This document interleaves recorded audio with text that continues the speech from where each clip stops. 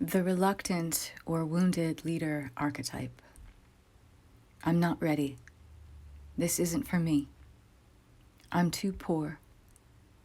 I'm too heartbroken. I'm beyond help. I can't live beyond my past. I'm never. I've tried it before and it didn't work for me. No one understands me. I feel invisible. I feel alone. Who am I to do this? It is what it is. The wounded leaders and healers are suffering through the illusion of one or more of these self-limiting and sabotaging beliefs.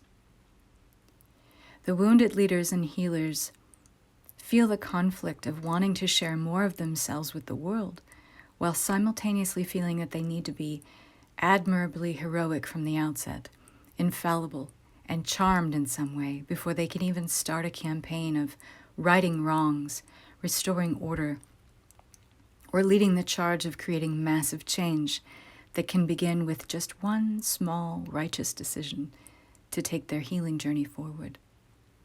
The wounded leaders may not even have their own trauma, but rather vicarious trauma from seeing how others on earth mistreat each other, mistreat animals, or even mistreat the planet.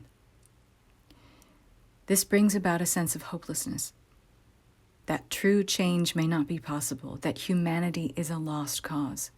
Why bother even attempting to change it? Maybe someone stronger or smarter or more adaptable will come along and do it. Someone with brute strength, incredible will, and who is obviously born to wear the mantle of leader. But what if leaders are made? What if the true leaders, healers, choose to act differently than the leaders that came before and are okay with exhibiting vulnerability, rawness, compassion, tenderness, and deep understanding as signs of strength and inspiration rather than weakness? What if they exhibit leadership through their ability to create a legacy of light that will linger on the planet long after they're gone? What if you are unknowingly on this path of the hero's journey right now? The step known as refusing the call. Echoing in your own mind one of the beliefs we started this conversation with. This is where you must make a choice.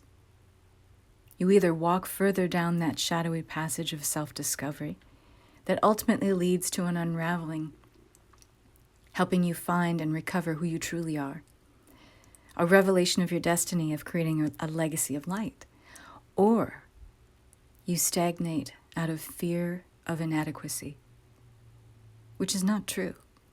It's just your misperception, based on lending too much energy towards funding your ego's belief about yourself. This is a guarantee every time that you will lose the battle being waged with ego illusion, telling you how small and insignificant you are. What is your exit strategy to get past this? What is your next step? What are you willing to believe that is different but true? Do you trust that if you enter that dark passage of exploring your shadow and dancing with fear, that you'll be witnessed by a higher field of intelligence, God, source, whatever you'd like to call it, that will guide you lovingly into experiencing the unknown? Do you trust that? Because you will be. You will be held. You will be supported. You will be nourished. But first, you must be brave. You must have faith that you are more, that you are worthy of wearing the mantle of leader and healer, that in truth you are a revolutionary visionary who's willing to do things differently and be a different light on this planet no matter what. That is your revolution. Are you willing to have faith that this higher ideal of you is just waiting to be fully realized, fully embodied, fully claimed?